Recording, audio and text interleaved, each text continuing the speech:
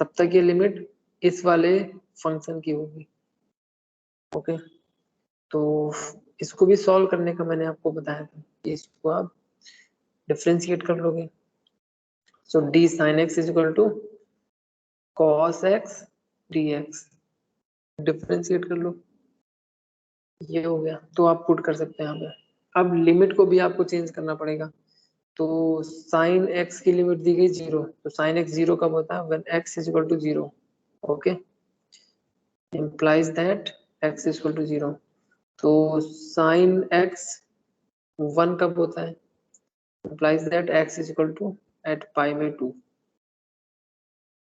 ठीक है, तो लिमिट भी चेंज कर लोगे आप, जो हो गया 0 to π/2 and sin x into cos x dx।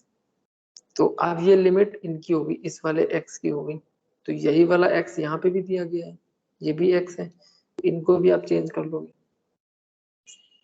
तो इसको कैसे इंटीग्रेट करोगे? तो यहाँ पे आप 2 से मल्टीप्लाई कर लो, 2 से डिवाइड कर लो। क्यों? क्योंकि ये फॉर्मूला बन रहा था साइन 2x का, अदरवाइज आपको और प्रॉब्लम होती है ऐसे डायरेक्ट करते हैं, बाय पार्ट्स भी लंबा पड़ता, मतलब प्रोडक्ट रूल भी वैसे नहीं लगता। तो साइन 2x कर लिया आपने, साइन 2x को इंटीग्रेट करते हैं तो it will be 1/4 minus cos 2x। Okay, C इसमें लगेगा नहीं, ये हो गया। वैल्यू पुट कर लेते हैं फ्रॉम 0 to π/2। सो एक बार आप π/2 कर लो, एक बार 0 करके वही माइनस करा दो, मैंने ऑलरेडी बोला हुआ है। तो कितना हो जाएगा? So it is 1/4 minus cos,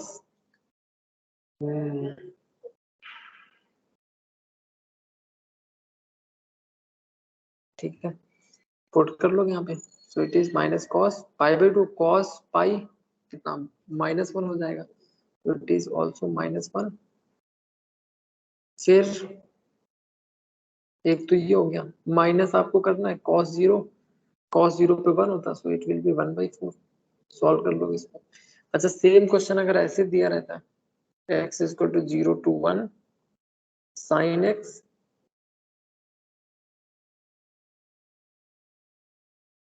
d sin x, ठीक है, तो स्पेसिफाई हो गया कि ये लिमिट x की है। तो सिर्फ आप dx को चेंज कर लो और सिंपल ऐसे कर लेते हैं, sin x cos x dx, limit वही रहती, सिंप्लीफाई कर लो, आंसर आ जाएगा। ओके, तो ये हो गया था। सेकंड दो मैंने बातें डिस्कस की थी, थर्ड पॉइंट क्या है? तो थर्ड पॉइंट इज, तो डेफिनेट इंटीग्रल में हम लोग छोटे छोटे क्वेश्चन किए, ठीक है। थर्ड पॉइंट देखते हैं क्या है। Definite integral of fx between limits x is equal to 0 and x is equal to, sorry, x is equal to 0, no, specify नहीं करते हैं, वैल्यू ले लेते हैं x is equal to 0 and x is equal to b। तो क्या करता है ये इंटीग्रल, डेफिनेट इंटीग्रल में क्या मिलता है हमें? Gives algebraic area and bounded by y is equal to fx and x axis, ठीक है, between the vertical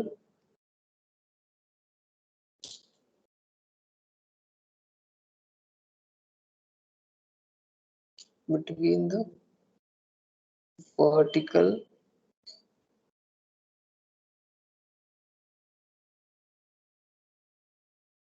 lines x is equal to a and x is equal to b। क्या मतलब इसका? तो डेफिनेट इंटीग्रल किसी भी function का definite integral जो होगा वो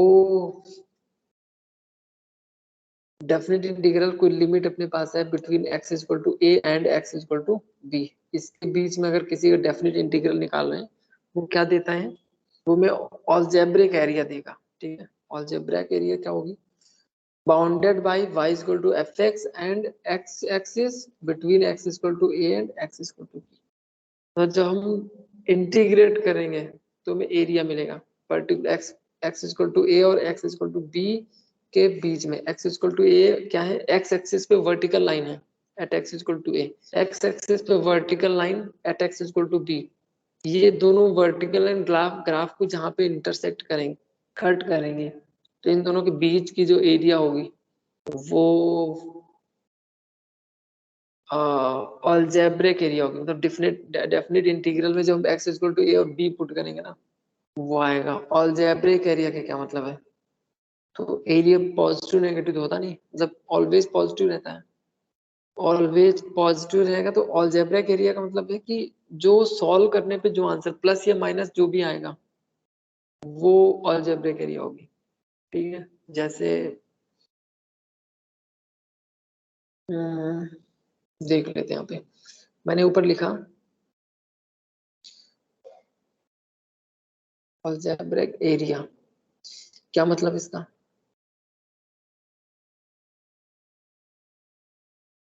मीन्स अलजेब्रिक एरिया का मतलब हो गया कि area will be means area will be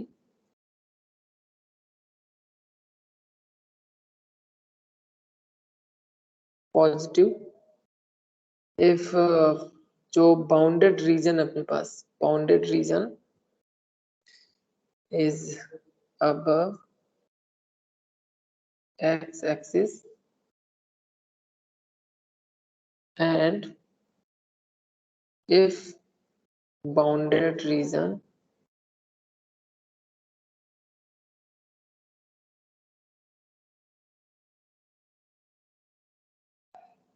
bounded region positive हो जाएगा, जब ऊपर होगा तो पॉजिटिव होगा, जब नीचे होगा तो नेगेटिव हो जाएगा। तो पॉजिटिव नेगेटिव कुछ भी हो सकता है। ओके, इफ बाउंडेड रीजन, अब सेकंड वाला नेगेटिव हो जाएगा, bounded region is below x axis the area will B negative. Okay, तो सेम पॉइंट है, एरिया विल बी नेगेटिव इस केस में। बट तो कंडीशन क्या होती है, कंडीशन ये होती है कि जो इंटीग्रेशन हम कर रहे हैं वो इंटीग्रेशन किधर होना चाहिए, towards right side. Okay, towards right. क्या मतलब इसका, तो केस 1 में देखते हैं।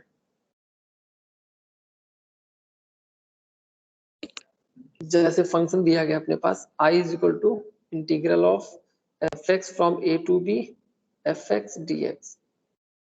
तो i इंटीग्रल क्या देगा हमें, अलजेब्रिक एरिया देगा। ठीक है, मतलब इंटीग्रल की वैल्यू प्लस भी हो सकती है माइनस भी हो सकती है। तो इस केस में हमें जो एक्सप्रेशन मिलेगी, मतलब जो रिजल्ट मिलेगा वो पॉजिटिव भी हो सकता है नेगेटिव भी हो सकता है। इसी को अलजेब्रिक एरिया बोलते हैं। बस एरिया नेगेटिव नहीं होती है, लेकिन यहाँ पे एरिया नहीं देता ये कुछ कंडीशन पे बेस्ड एरिया देता है। ठीक है, तो डायरेक्ट एरिया नहीं देता ये। जब आप किसी भी फंक्शन को इंटीग्रेट करते हो फ्रॉम ए टू बी तो वो डायरेक्ट एरिया नहीं देगा। तो केस 1 में मैंने क्या बोला कि मान लो i इज इक्वल टू एक इंटीग्रल दिया गया है, फंक्शन दिया गया, तो इंटीग्रेट करना है एफ एक्स को from a to b, area देगा। एरिया कैसे देगा, तो मान लिया उसका ग्राफ ऐसे है, ये ग्राफ हो गया, ऐसे ग्राफ हो गया, ये हो गया x इक्वल टू ए, ये x इक्वल टू ए की वर्टिकल लाइन होगी, x इक्वल टू बी की ये वर्टिकल लाइन होगी। ठीक है, एक्स इक्वल टू ए की वर्टिकल लाइन, बी की वर्टिकल लाइन हो गई, ये हो गया अपना एक्स एक्सिस, ये सही है। तो ये ग्राफ हो गया अपने पास, ये हो गया एफ एक्स, ये हो गया y is equal to f x, और ये ए और बी की वर्टिकल लाइन होगी, ठीक है, और ये हो गया अपने पास एक्स एक्सिस। तो एक्स एक्सिस और ग्राफ के बीच में through vertical point x equal to a और एक्स इक्वल टू बी से जो इन दोनों के बीच जो एरिया हो कवर होगा, let's say this is I, जो इसको इंटीग्रेट किया हमने, लेट्स से ये कितना है, एरिया ए हो गया, ये ए हो गया, ये ए हो गया, तो आई की वैल्यू क्या हो जाएगी, वो भी ए हो जाएगी, ठीक है। तो एक्स एक्सिस के अगर ऊपर है, अबव है, तो ये ए की वैल्यू पॉजिटिव होगी, अगर सेम ये एक्स एक्सिस के नीचे होता तो एरिया नेगेटिव में आता, ये ठीक है, एरिया नेगेटिव में आता, ठीक है, बट एक्चुअल एरिया पॉजिटिव में रहेगी, बट इंटीग्रल की वैल्यू की बात कर रहे हैं यहाँ पे, उसी से हम एरिया डिफाइन करते हैं कि एरिया कौन सी होगी। अभी सारे केसेस डिस्कस करेंगे, उसमें ए टू जेड क्लियर हो जाएगा। तो एक तो ये हो गया, एरिया पॉजिटिव होगी, ठीक है, यहाँ पे जो मैंने बात की थी अलजेब्रिक एरिया, ये हो जाएगी, एक तो ये केस बनेगा। केस टू में, केस टू में अगर ऐसे ग्राफ हो, वाई एक्स एक्सिस के बिलो ग्राफ हो, इस तरह, ठीक है, x is equal to a, ये हो गया line x is equal to a, और ये लाइन हो गया x is equal to b, ठीक है। तो इस केस में इंटीग्रल, सेम इंटीग्रल की वैल्यू क्या हो जाएगी, ये फंक्शन अपने पास हो गया y is equal to f x, तो ये जो एरिया ये कवर हो रहा है, ये कितना हो जाएगा, पहले a था, तो ये डिपेंड करेगा फंक्शन पे, तो मान लो ये एरिया हो गई a1, तो i की वैल्यू क्या हो जाएगी, माइनस a1, क्यों, क्योंकि x एक्सिस के बिलो है, ठीक है, जो रीजन कवर हो रहा है वो x एक्सिस के नीचे है, तो x एक्सिस के नीचे अगर होगा तो वो माइनस में हो जाएगा, ठीक है, इंटीग्रल की वैल्यू माइनस में होगी, तो मतलब जो हम एरिया जिसको बोल रहे हैं उसकी वैल्यू नेगेटिव आएगी, ये ठीक है।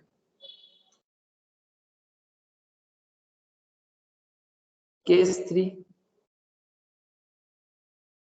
केस थ्री में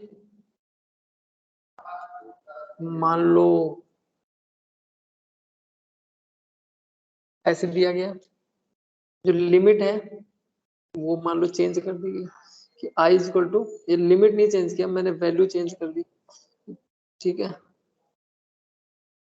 ऐसे दिया गया, ये पहले मैंने बी ले लिया और बाद में ए ले लिया, ऐसे, और ये ग्राफ हो गया बी एंड ए, तो एरिया तो यही पोर्शन कवर होगा, ये portion, let's say this portion is a2, ये a2 हो गया, तो i की वैल्यू क्या हो जाएगी, अब मैंने कहा था टूवर्ड्स राइट, यहाँ पे मैंने लिखा हुआ था इंटीग्रेशन कैसा होना चाहिए, टूवर्ड्स राइट, राइट का मतलब क्या है कि a टू बी, ठीक है, ये भी कैसा था a टू बी, ये भी कैसा था, ये है टूवर्ड्स लेफ्ट है, टूवर्ड्स लेफ्ट है, तो टूवर्ड्स लेफ्ट में ऊपर वाला जो मतलब इंटीग्रल की वैल्यू है वो पॉजिटिव से नेगेटिव हो जाती है, तो एरिया तो ऊपर का तो पॉजिटिव आएगा, बट लिमिट की वजह से, लिमिट यहाँ पे वहां पे a टू बी थी, यहाँ पे b टू a हो गई, तो जो आंसर आएगा वो भी माइनस हो जाएगा, ठीक है, इस केस में आंसर माइनस आएगा, लिमिट चेंज करने पे जो इंटीग्रल की वैल्यू होगी वो माइनस में आएगी, ठीक है। केस फोर और क्या बन जाएगा, क्यों ऐसा क्यों है, क्योंकि लिमिट अपोजिट होगी इसकी, ठीक है, लिमिट अपोजिट होने पे जो इंटीग्रल की वैल्यू है वो नेगेटिव हो जाती है, ये ठीक है। अगर ऐसे दिया गया ऐसे दिया गया अगर b टू a, ठीक है, ये v अपोजिट है, लिमिट अपोजिट है, तो वैसे तो अगर लिमिट राइट टूवर्ड्स राइट होती तो एरिया की वैल्यू पॉजिटिव हो जाती। Let's say this is a4 इसका एरिया, तो i की वैल्यू क्या हो जाएगी a4। वैसे क्या है a4 इसलिए एक तो माइनस, नीचे तो माइनस होगा और उसकी वजह से माइनस हो जाएगा, तो माइनस a4 हो जाएगी। तो integral of this function will be a4, positive में रहेगी, ठीक है। तो एक और केस देख लेते हैं, केस 5। और अगर मान लो ऐसे दिया गया ग्राफ, ऐसे दिया गया, ठीक है, this is x is equal to a की लाइन हो गई वर्टिकल लाइन, ये x is equal to b की वर्टिकल लाइन हो गई, ठीक है। यहाँ पे हो गया x is equal to b, ये ठीक है। तो इसमें एरिया कैसे निकालोगे? तो जब इंटीग्रल की वैल्यू आप निकालोगे तो ऐसे निकलेगी।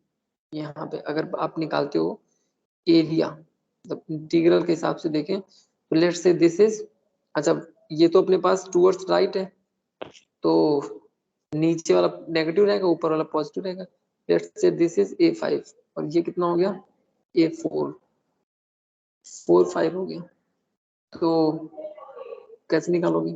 ये तो नेगेटिव होगा, माइनस हो जाएगा, a4 पॉजिटिव हो जाएगा, तो a4 माइनस a5, ऐसे कर लो। इंटीग्रल की वैल्यू a से b तक, a से b निकाला मुझे इंटीग्रल, तो ये हो जाएगा केस 5 में। इस केस में क्या है कि ये नेगेटिव ये पॉजिटिव अगर ये दोनों सेम है तो कैंसिल होकर जीरो हो जाएगा। इसका भी आगे डिस्कशन करेंगे कि जीरो का क्या केस बनता है, ठीक है। एक तो ये हो गया। केस 6 में क्या बनेगा, तो एक और देख लेते हैं। केस 6 अगर ऐसे ग्राफ बन रहा है, ऐसे बन रहा है, ये x इज इक्वल टू, ये x is equal to a हो गया और ये x is equal to b हो गया। तो यहाँ पे एरिया कवर हो रहा है, एक तो ये एरिया कवर हो रहा है, एक ये x एक्सिस के नीचे कवर हो रहा है, एक ये कवर हो रहा है। Let's say this is a6 और ये हो गया a7 और ये हो गया a8।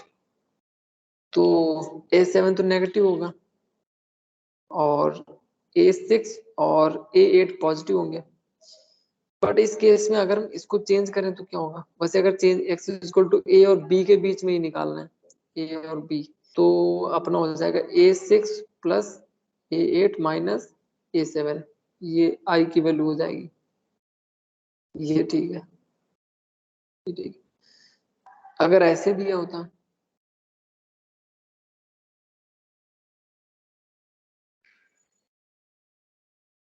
ऐसे दिया रहता और ये x इक्वल टू a, ये हो गया x इक्वल टू b और ये हो गया x इक्वल टू a, इस केस में i की वैल्यू क्या हो जाती?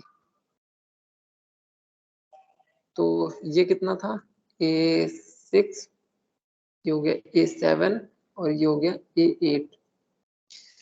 तो a7 क्योंकि ये टूवर्ड्स लेफ्ट राइट तो है नहीं, टूवर्ड्स राइट हो गया, लिमिट यहाँ पे b से a हो गया, ठीक है। तो b से, जैसे अपने पास इंटरवल ऐसे दिया गया a टू b, तो इंटरवल से आपको पता चल जाएगा कि टूवर्ड्स a छोटा है या b बड़ा है, तो उस हिसाब से b बड़ा होगा और ये अपोजिट लिमिट दी गई, b टू a दिया गया, तो a7 पॉजिटिव होगा और a6 और a8 नेगेटिव हो जाएंगे, तो i की वैल्यू ये हो जाएगी अपने पास, ये ठीक है, ओके। तो बट केसेस इसमें एक ये बन रहा है कि अगर जैसे एक क्वेश्चन ले लेते हैं, जैसे दिया गया 0 से π/2, 0 से π/2, π/4 लेते हैं, sin x dx, ठीक है, ये हो गया i की वैल्यू। तो i की वैल्यू क्या होगी? एग्जाम्पल ले रहा हूं मैं। तो इंटीग्रेट कर लो इसको, साइन एक्स का इंटीग्रल माइनस कॉस एक्स 0 से π/2 π/4। तो साइन एक्स का ग्राफ कैसे बनता है?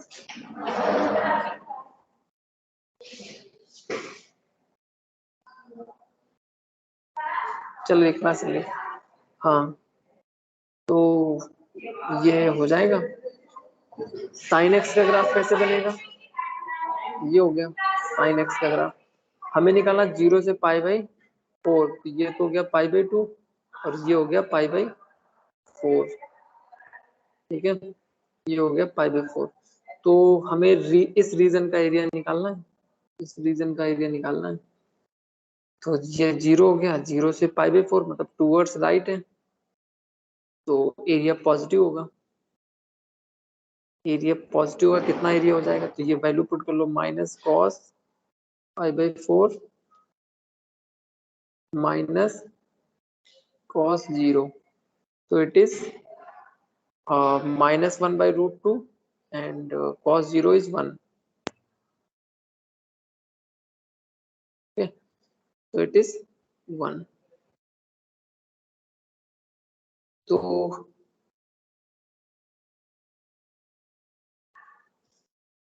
cos 0 1 होता है, नहीं cos 0 yes 1। तो इस केस टूवर्ड्स राइट मैंने अपर लिमिट पुट की, लोअर लिमिट पुट की, तो अच्छा माइनस में ये भी था, माइनस में, तो इट इज -1, कितना हो जाएगा? -1/√2 प्लस 1, कितना हो गया ये? इट इज √2 -1/√2, मतलब ये पॉजिटिव है। √2 की वैल्यू 1.41, 1 से ग्रेटर होती है, ये पॉजिटिव है, ठीक है। तो एरिया ये हो गया, कौन से रीजन का हमने एरिया निकाला? इतने रीजन का, ये जो मैंने यहाँ पे किया था इसका एरिया हो गया, ये इस वाले पार्ट का एरिया हो गया, ठीक है, 0 से π/4, जी ठीक है, ऐसा हो गया। तो ये तो मैंने एरिया की बात की। डेफिनेट इंटीग्रल अलजेब्रिक एरिया बताता है, ओके, अलजेब्रिक एरिया।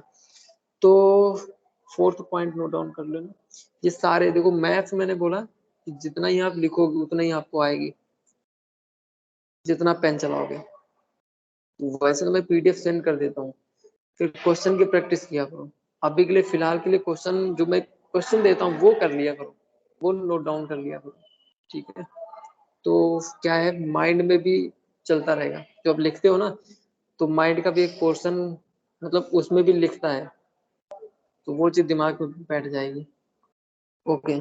तो फिफ्थ पोर्शन का पॉइंट ये देखते हैं कि अगर ऐसा दिया गया हमें, जैसे एफ दिया गया है, ठीक है, और वो एक कॉन्टिन्यूअस फंक्शन है,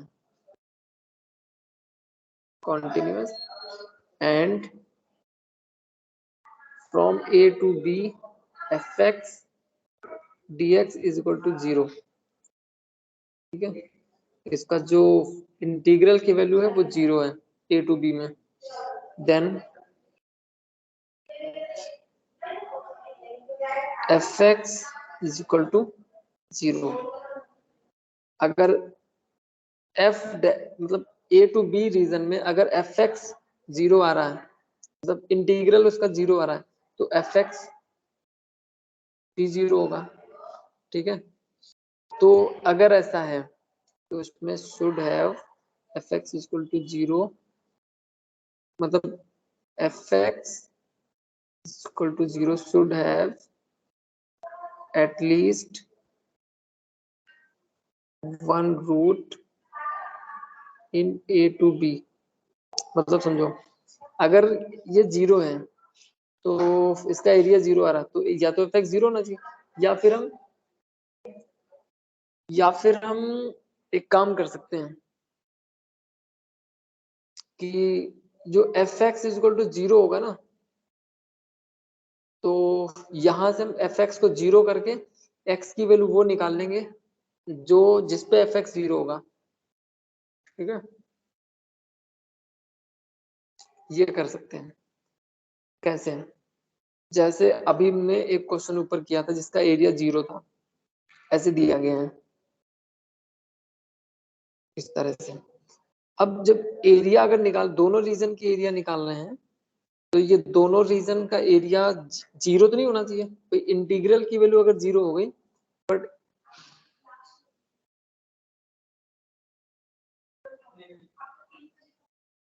तीन से चार, हाँ 4 o'clock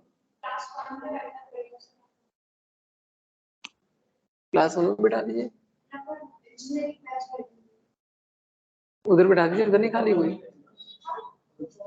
1 मिनट।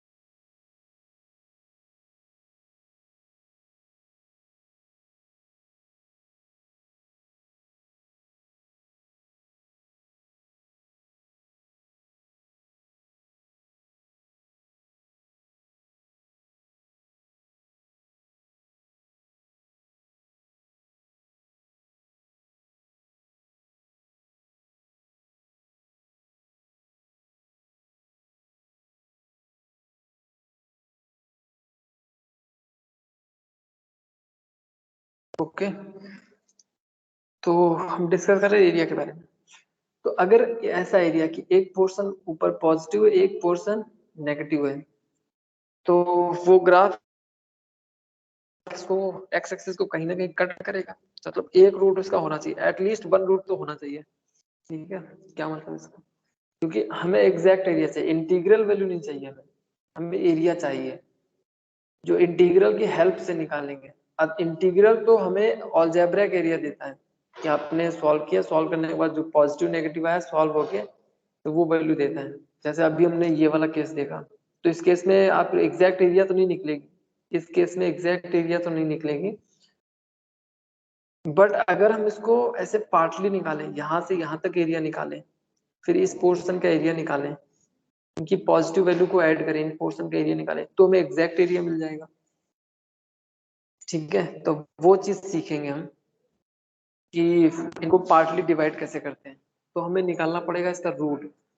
अगर एरिया 0 आ रहा है तो एटलीस्ट 1 रूट होना चाहिए, एफ एक्स इक्वल टू जहां पे 0 हो जाएगा। ठीक है, होगा ही होगा, एफ एक्स 0 होगा ही होगा, क्योंकि 0 तो हो ही नहीं सकता ना, दो पॉइंट के बीच आप एरिया निकाल रहे हो, या तो इसकी वैल्यू पॉजिटिव में रहेगी या तो नेगेटिव रहेगी।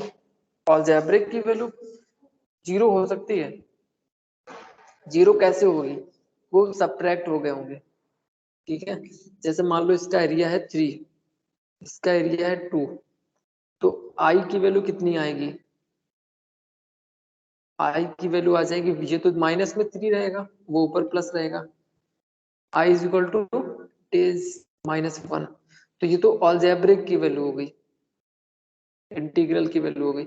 बट एग्जैक्ट एरिया की अगर बात करें तो कितना अपने पास एरिया तो 5 है ना, तो 5 लाने वाला हम वो कॉन्सेप्ट सीखेंगे, 5 कैसे लाएंगे, तो अलजेब्रिक की एरिया होगी। तो ये तो -3 हो जाएगी, ये 2 है, इस तरह से। ठीक है, ये 2 है, बट अलजेब्रिक एरिया -1 है, और एग्जैक्ट एरिया निकालना हम सीखेंगे कैसे एरिया निकालेंगे। तो ये हो गया। फिर मैं बात कर रहा था रूट की, कि एटलीस्ट 1 रूट होना चाहिए इसमें, अगर ऐसी कंडीशन है। ठीक है, तो ये अपना रूट हो जाएगा, ये रूट होगा। दो जगह कट कर रहा है, एरिया अगर 0 को हम सारे पॉइंट निकाल, जिसको हम क्रिटिकल पॉइंट भी बोलते हैं और रूट भी बोलते हैं, फंक्शन का रूट भी बोलते हैं। ठीक है, ये हो गया। तो इसी का बी पॉइंट क्या कहता है, इसी में लिख लेना बी पॉइंट में। ऐसे अगर दिया गया, इफ एफ एक्स की वैल्यू अगर 0 से ग्रेटर है for all x belongs to a to b, A to B, so A to B में हो जाएगा, मतलब fx की वैल्यू 0 है, तो अगर ये एग्जिस्ट कर रहा है, ये integral of A to B fx dx is greater than 0। अगर fx की वैल्यू 0 है तो ये एग्जिस्ट करेगा, जो इंटीग्रल की वैल्यू अलजेब्रिक एरिया है वो 0 से ग्रेटर होगी। कैसे? फंक्शन की वैल्यू अगर नेगेटिव नहीं है, ऐसे ग्राफ मान लो, अभी हमने इसके पहले ग्राफ देखा था, क्वेश्चन देखा था कि f 0 to π/4 sin x, तो sin x कैसा होता है 0 to π/4 में? तो sin x होता है ग्रेटर देन 0, ग्रेटर देन और इक्वल टू 0 होता है, ठीक है। इस केस में तो इसका जो एरिया आप निकालोगे, इसका जो एरिया निकालोगे पॉजिटिव आएगा, नेगेटिव नहीं आएगा, ठीक है। क्यों? क्योंकि ग्राफ ऊपर बनता है ना, इसका एक्स एक्सिस के ऊपर ग्राफ होता है साइन एक्स का। π/4 ये हो गया और ये 0 हो गया, 0 से π/4 निकालना है, ये 0 हो गया, ये π/4 हो गया, इसके बीच का एरिया निकालना है, तो ये पॉजिटिव रहेगा। ओके, ये क्लियर है? अच्छा, इसी में सी केस में इसी का उल्टा लिख लो, मतलब अच्छा एक चीज और है, अगर ऐसे दिया गया है, ये अगर ये तो ग्रेटर देन 0 कर लिया हमने, तो अगर ऐसे दिया गया एफ एक्स ग्रेटर देन 0 और इक्वल टू 0, एफ एक्स की वैल्यू, फंक्शन की वैल्यू, और ये कॉन्टिन्यूअस भी है, ये इंपॉर्टेंट है समझना, कॉन्टिन्यूअस होना चाहिए। मैं बार बार बोल रहा हूँ कि कॉन्टिन्यूअस, लिखता भी हूँ मैं, कॉन्टिन्यूअस होना चाहिए फंक्शन। ये मैं चेक भी करना है, अगर कॉन्टिन्यूअस नहीं है तो आप एग्जैक्ट लिमिट वो एरिया नहीं निकाल सकते हो, ठीक है। In a to b also if a to b f x ये ग्रेटर देन 0 तो ये भी ग्रेटर देन 0 होगा। तो अगर ऐसा है, अगर ऐसा तो क्या होगा, फंक्शन की वैल्यू 0 से ग्रेटर है और ये भी पॉज 0 से ग्रेटर है, तो क्या केस बनेगा इसका 0 से ग्रेटर का? जैसे हमारे पास लिमिट है, ऐसे ए टू बी लिमिट दी गई है, फंक्शन की वैल्यू भी 0 से ग्रेटर है और जो एफ डैश एक्स की वैल्यू वो भी 0 या 0 से ग्रेटर है, तो इसका एक केस बनेगा कि जो ग्राफ होगा वो एक्स एक्सिस पे ही होगा, ठीक है, एक्स एक्सिस पे ग्राफ होगा। तो एक्स एक्सिस पे ग्राफ होगा मतलब फंक्शन की वैल्यू सिर्फ एक ही हो सकती है, which is f x equal to 0, एक ये केस बनेगा, ठीक है, एक ही केस बनेगा कि एक्स एक्सिस पे ही होगा, ठीक है। एक तो ये हो गया इंटीग्रल की वैल्यू मैंने बात की, इसका सेकंड पोर्शन भी ऑपोजिट वाला, अगर आप लेस देन कर लोगे तब भी वही बनेगा, एक तो ये हो गया। अच्छा एक और इसी में है, लेस देन और ग्रेटर देन का कर लो। लेस देन और ग्रेटर देन का कैसे करोगे? जैसे हमने लेट किया इन ए टू बी, एक फंक्शन है in a to b f x, a to b का मतलब ये टूवर्ड्स राइट है, ठीक है। तो एफ एक्स अगर ग्रेटर है जी ऑफ एक्स से बड़ा है, एफ एक्स बड़ा है जी ऑफ एक्स है, तो इनके इंटीग्रल कैसे होंगे? A to b f x be greater होगा a to b g of x, ठीक है। अगर इनको टूवर्ड्स, ये भी टूवर्ड्स राइट है, ए टू बी है, ये भी टूवर्ड्स राइट है, तो आप ऐसा कर लोगे, अगर ये टूवर्ड्स लेफ्ट हो जाए, ये भी टूवर्ड्स लेफ्ट हो जाए, तो इनका साइन चेंज हो जाएगा, मतलब ये साइन जो मैंने लगाया ग्रेटर का, ये लेस देन हो जाएगा, साइन ऑफ इनइक्वालिटी भी चेंज हो जाता है, ये ठीक है। जैसे मैं ऐसे लिख दूं इसको, तो इसको मैं करता हूँ हाईलाइट, ठीक है। दूसरा वाला पॉइंट आप कंसिडर कर लो, ठीक है।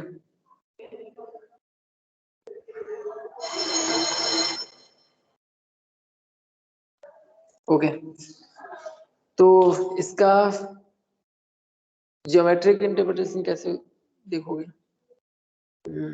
जैसे मैंने एक ग्राफ लिया, ये ग्राफ हो गया, ग्राफ ऐसे है वो,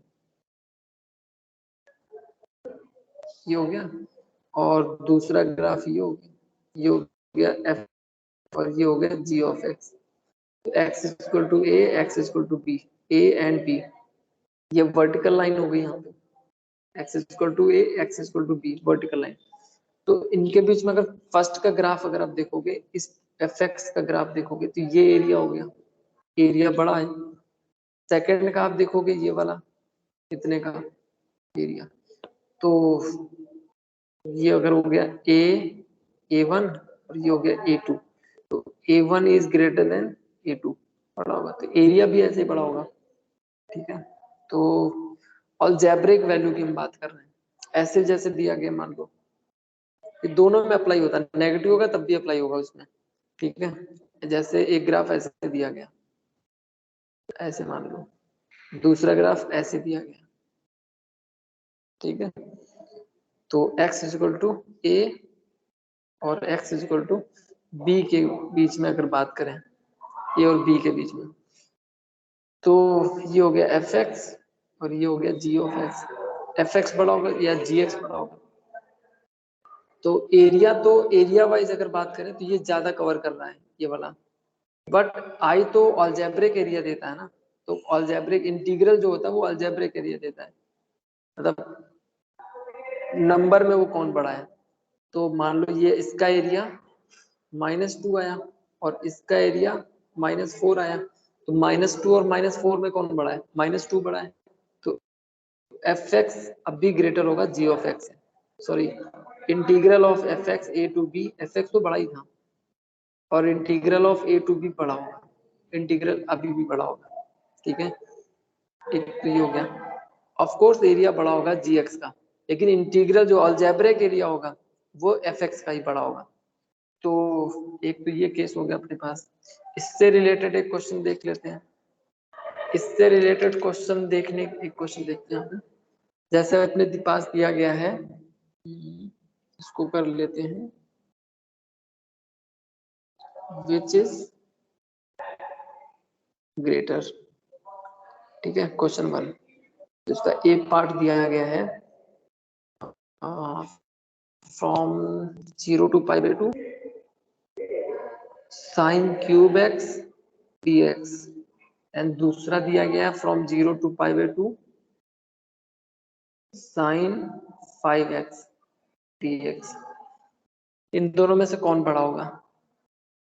ठीक है, तो sin x का ग्राफ देख लो, sin x, ये हो गया sin x का ग्राफ, फ्रॉम 0 to π/2 ये होता है, 0 to π/2 मैक्सिमम 1 जाता है और मिनिमम 0 जाता है, तो 0 से 1 के बीच में, 0 से 1 के बीच में किसी भी नंबर का अगर आप क्यूब करोगे, तो 0 से 1/2 का क्या मतलब, जैसे आपने 1/2 का क्यूब किया तो ये आएगा 1/8, और 1/4 का क्यूब किया, या 1/2 का पावर वही रखते हैं, 1 बेस वही रखते हैं, पावर 5 किया आपने, तो इसकी वैल्यू क्या आएगी, तो ये हो जाएगा आई थिंक 32। तो इन दोनों में से कौन बड़ा है, ऑफ कोर्स ये बड़ा है। ठीक है, 0 से 1/2 के बीच में डिनोमिनेटर अगर बड़ा होगा तो वैल्यू वो उतनी छोटी होगी, तो ये सिर्फ 0 से 1 के बीच में होता है। ठीक है, तो उसका क्यूब बड़ा होगा या उसका फिफ्थ पावर बड़ी होगी, तो ऑफ कोर्स क्यूब बड़ा होगा। ठीक है, फिफ्थ पावर 0 से 1 के बीच में फिफ्थ पावर छोटी होती है, 0 से 1 के बीच, तो π/2 to 0 sin cube x dx is greater than 0 to π/2 sin fifth power of sin x to the power x, ये हो गया। ठीक है, बड़ा होगा। ग्राफ से भी देख लो, 0 से 1 के बीच में, तो पॉइंट में वैल्यू जाती है ना, तो 0 से 1 के बीच में किसी भी नंबर की पावर अगर रेज करोगे, तो पावर जितनी कम होगी वो उतना ही बड़ा होगा, पावर जितनी इंक्रीज करते जाओगे वो उतना ही छोटा होता जाएगा। जैसे अभी हम लोगों ने देखा 1/8 और 1/32, तो फर्स्ट वाला बड़ा होगा, सेकेंड मान लो ऐसे दिया गया i is equal to pi by 4, pi by 4 से pi by 3, tan cube x dx and i2 की वैल्यू होगी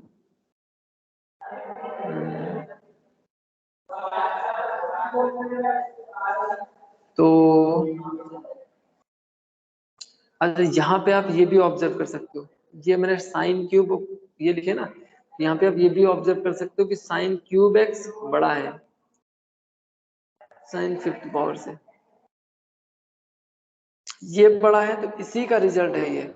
अगर ये बड़ा है तो इनके इंटीग्रल, इनके एरिया जो निकालेंगे ना वो भी बड़े होंगे, ये साइन लगेगा दोनों में, ठीक है।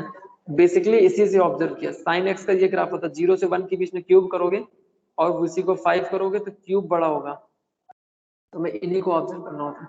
ये भी हो गया पाई बाई 4 से pi by 3 and tan fifth power of x dx, इन दोनों में से कौन बड़ा है, तो tan क्यूब x और इधर मैंने लिखा tan raise to power 5x, इन दोनों को ऑब्जर्व करना है, इन दोनों को ऑब्जर्व करोगे तो पहले तो निकालो tan x का ग्राफ निकाल लो 0 से पाई के बीच में, ये हो गया tan x का ग्राफ, ठीक है। ये नॉट डिफाइंड होता है यहाँ पे पाई बाई 2 पे, हमें करना है पाई बाई 4 से पाई बाई 3, या पाई बाई 4 45 और ये हो गया पाई by 3, pi by 4 pi by 3, okay. तो पाई बाई 4 बड़ा है या फिर पाई बाई, ये हो गया tan पाई बाई 4 और ये हो गया tan pi by 3, of course tan pi by 3 पड़ा है, सॉरी, हाँ ठीक है, tan पाई बाई 4, तो पाई बाई 4 बड़ा है। अच्छा क्यूब की अगर बात करें तो tan पाई बाई 4 होता कितना है, tan पाई बाई 4 होता है 1 और tan पाई बाई 3 कितना होता है, इट इज रूट, तो ये 0 से 1 के बीच में तो बात कर नहीं रहे हैं, 0 से 1 के बीच नहीं, 1 से ग्रेटर की बात है, सो tan x is greater than 1, greater than 1 जिस रेंज की हम बात करें उसमें ग्रेटर देन 1 होगा या इक्वल टू 1 होगा, तो 1 से ग्रेटर है, तो 1 से ग्रेटर की कंडीशन में जिसकी पावर बड़ी है वो बड़ा है, 1 से अगर वो वैल्यू 1 से ग्रेटर है तो tan x तो 1 से बड़ा ही होगा क्योंकि जी पाई बाई 4 से पाई बाई 3 के बीच में, तो इसका मतलब जिसकी पावर बड़ी वो बड़ा होगा, तो tan raise to power 5x greater है tan raise to power 3x है, ये ग्रेटर है तो इनका इंटीग्रल भी ग्रेटर होगा, तो tan raise to power pi by 4 से पाई बाई 3 में tan raise to power 5x greater हो integral of pi by 4 to pi by 3 tan raise to power 3x, ठीक है। तो ये हो गया, एक क्वेश्चन मैं दे रहा हूँ वो आप प्रैक्टिस कर लीजिएगा, तो ये बेसिक है, ठीक है, दोनों चैप्टर का एप्लीकेशन और डेफिनेट इंटीग्रल दोनों के बेसिक्स मैंने यहाँ पे डिस्कस किए। नेक्स्ट क्लास में हम कुछ इंपॉर्टेंट क्वेश्चंस करेंगे जो दोनों पे बेस्ड होंगे, एप्लीकेशन और इसके दोनों पे बेस्ड क्वेश्चन करेंगे। एक क्वेश्चन में दे रहा हूँ वो घर पे ट्राई करेंगे आप। From pi by 3 to pi by 2 cos 5x 3x and I2 is equal to from pi by 3 to pi, okay, cos raised to power 5x 3x, इसमें से ग्रेटर कौन है वो आपको बताना है, कौन बड़ा दोनों में से, तो ठीक है, इन दोनों में आप प्रैक्टिस करिएगा, दोनों में ग्रेटर कौन है, नेक्स्ट क्लास में हम लोग डिस्कस करेंगे यहीं से, ओके, थैंक यू।